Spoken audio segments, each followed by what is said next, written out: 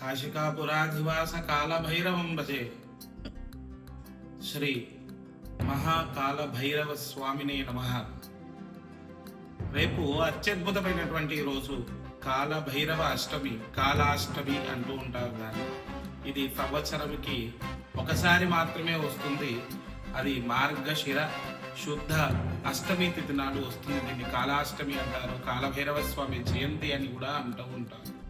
ఈ కాలభైరవ స్వామి జయంతి రోజు, కాలాష్టమి రోజు నాడు మనం కాలభైరవ స్వామి క్షేత్రాన్ని దర్శించడం చాలా అత్యుత్తమమైనటువంటిది. ఎందుకు అనంటే మనకు కాలభైరవ స్వామి క్షేత్రపాలకుడు అని అంటూ ఉంటాము. మనము ఈ స్వామివారిని పూజించడం ద్వారా, దర్శించడం ద్వారా మనకున్నటువంటి పరమంత్ర, పరయంత్ర, పరతంత్ర, పరచక్ర, దృష్టి దోష, అదేవిధంగా నరఘోష దోష, ఈ విధమైనటువంటి దుష్ట దోషాలన్నీ తొలగించుకోవచ్చు ఆ కాలభైరవుణ్ణి పూజించడం ద్వారా. లేదు అనంటే స్వామివారి యొక్క దేవాలయ లేదంటే క్షేత్రాన్ని, ఆ కాలభైరవ స్వామి క్షేత్రాన్ని దర్శించడం ద్వారా. కాబట్టి అందరూ కూడా రేపు ఆ యొక్క కాలభైరవ స్వామి దేవాలయం మన దగ్గరలో ఉంటే మీరందరూ వెళ్ళి దర్శించండి. స్వామివారి అనుగ్రహం వల్ల మీకు ఉన్నటువంటి దుష్ట దోషాలని తొలగించుకోండి. ఆ యొక్క స్వామివారు ఏ విధంగా మనల్ని అనుగ్రహిస్తారంటే మనలో ధైర్యాన్ని నింపే విధంగా అనుగ్రహిస్తారు. పుష్టి బలము అంటే కండబలం ఉండే విధంగా అనుగ్రహిస్తారు.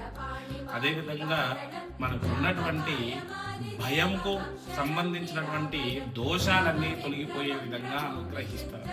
వీలైతే కాలభైరవ స్వామి యొక్క రూపుని మనం లాకెట్గా ధరించడం అత్యుత్తమం. అది కూడా రేపు ధరిస్తే చాలా మంచిది. ఈ విధంగా ఈ యొక్క కాలభైరవ స్వామి యొక్క పూజా కార్యక్రమాన్ని రేపు చేసినట్టయితే, అయ్యా ఈ పూజ ఏ విధంగా చేయాలి అంటే, కాలభైరవ స్వామి దేవాలయంలో మనం దేవాలయ దర్శనం చేసుకొని ఆ స్వామి వారిని అర్చన పూజ కార్యక్రమాన్ని అక్కడ మన సంకల్పంతో సహా పూజను చేసుకొని అక్కడే ప్రదోష కాలంలో కానీ లేదా రేపు దేవాలయం ఉన్నటువంటి సమయంలో కానీ కూష్మాండ ద్వీపాన్ని వెలిగించి స్వామివారికి నీరాజనం ఇవ్వాలి. ఈ విధంగా చేయడం ద్వారా మనకు ఉన్నటువంటి దుష్టగ్రహ దోషాలన్నీ తొలగిపోతాయి. అదేవిధంగా రేపు దేవాలయాల్లో నల్ల నువ్వులు దానం ఇవ్వడం ద్వారా ఆ యొక్క కాలభైరవ స్వామి అనుగ్రహం వలన శని దోషాలన్నీ తొలగిపోతాయట. అందుకే రేపు కాలాష్టమి అని అంటారు. అంటే ఆ యొక్క స్వామి గారు భూమి మీద సంచరించేటువంటి రోజు. ఎవరైతే ధర్మాది కార్యక్రమాలు చేస్తూ ఉంటారో, ఎవరైతే పరమంత్ర యంత్రతంత్ర దోషాలతో పీడింపబడుతూ ఉంటారో, అదేవిధంగా మంచి కార్యము చెయ్యాలనుకున్నా చెయ్యలేక సహనంతో నిరీక్షిస్తూ ఉంటారు. అంటే వారికి ఆ ధైర్యము, బలము, మనోధైర్యం లేకుండా ఉండి అయ్యో ఆ పని చేయలేకపోతున్నారని బాధపడుతూ చింతిస్తూ ఉంటారు. వారు రేపు కాలభైరవ స్వామిని దర్శించడం ద్వారా లేదా రేపు సంకల్పం తీసుకొని ఆ యొక్క కార్యాన్ని ప్రారంభం చేయడం ద్వారా మనకున్నటువంటి భయాందోళనలన్నీ కూడా దూరమై ఆ యొక్క మనం అనుకున్నటువంటి కార్యము, ధర్మ కార్యక్రమం అయితే స్వామివారు ముందుండి చేపిస్తారు.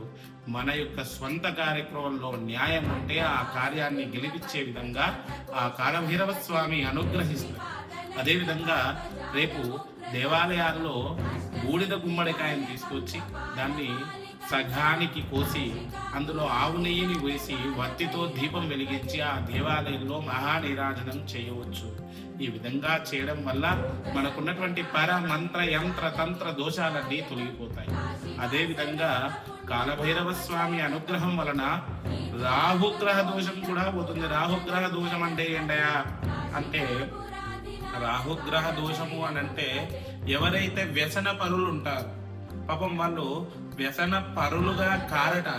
వారు ఒక వ్యసనం అయిన తర్వాత అంటే ఏదైనా జూదానికి వ్యసనమైన, మద్యానికి వ్యసనమైన, మాంసాహారాలకు వ్యసనమైన, లేదా పరాయి స్త్రీ మీద వ్యామోహానికి వ్యసనమైన, ఈ విధంగా ఇవన్నీ వ్యసన మద మాత్సర్యాలకు లోనేటువంటి వారు ఎప్పుడు కూడా తన కుటుంబం కోసం ఆలోచిస్తూ మదన పడుతూ ఉంటారట. అయ్యో, నేను ఇంకోసారి దాని జోలికి వెళ్ళకూడదు, నా ఆరోగ్యము దినదినము క్షీణిస్తుందయా అని చెప్పి వాళ్ళు రోజు రోజు ఆలోచిస్తుంటారట. కానీ రాహుగ్రహ అనుగ్రహం లేకపోవడం ద్వారా, ఆ యొక్క రాహువు యొక్క చంచలనం ద్వారా వారు అదే వ్యసనానికి అలవాటు పడుతూ ఉంటారట. ఇలా వ్యసనానికి అలవాటైనటువంటి వారు అంటే మద్యానికి కానీ లేదా ఈ విధంగా జూదాలకి కానీ వ్యసనమైనటువంటి వాళ్ళు రేపు కాలభైరవ క్షేత్రాన్ని దర్శించడం ద్వారా వాళ్ళ వ్యసనాలన్నీ పోగొట్టుకోవచ్చు. నిర్వ్యసన పరుడిగా వాళ్ళు ఉండవచ్చు. వాళ్ళ కుటుంబానికి ఒక ధైర్యాన్ని ఇవ్వవచ్చు. ఈ విధంగా రాహుగ్రహానుగ్రహం కోసం ఏం చేయాలయ్యా అంటే, రేపు గోశాలలో ఆవుకి రొట్టెలు తినిపియడం లేదా కుక్కలకి భోజనం పెట్టడం, ఈ విధంగా చేయడం ద్వారా కాలభైరవ స్వామి అనుగ్రహాన్ని రేపు పొందవచ్చు. అదే ఒక బ్రాహ్మడికి వస్త్రదానము చేయడం. వస్త్రదానం అని ఎందుకు అంటున్నామంటే, షోడశ మహాదానాలు చేసినటువంటి పుణ్యము కేవలము వస్త్రదానం చేయడం వల్ల కలుగుతుంది. కాబట్టి ఈ విధంగా రేపు దేవాలయాల్లో, శివాలయంలో, ముఖ్యంగా శివాలయంలో కానీ లేదా కాలభైరవ స్వామి దేవాలయాల్లో కానీ ఈ విధంగా దేవాలయాల్లో వస్త్రము దానము చేయడం ద్వారా ఆ కాలభైరవ స్వామి అనుగ్రహాన్ని పొందవచ్చు. ఈ విధంగా మనము రాహు శని గ్రహ దోషాన్ని కానీ, పరమంత్ర యంత్ర తంత్ర దోషాలని కానీ, పరచక్ర దోషాలని కానీ, గాలి ధూళి భూత ప్రేతాది దోషాలు ఏవి ఉన్నా మన మీద, మనకు అలాంటి అనుమానాలున్నా రేపు కాలభైరవ స్వామి క్షేత్రాన్ని దర్శించడం ఉత్తమం.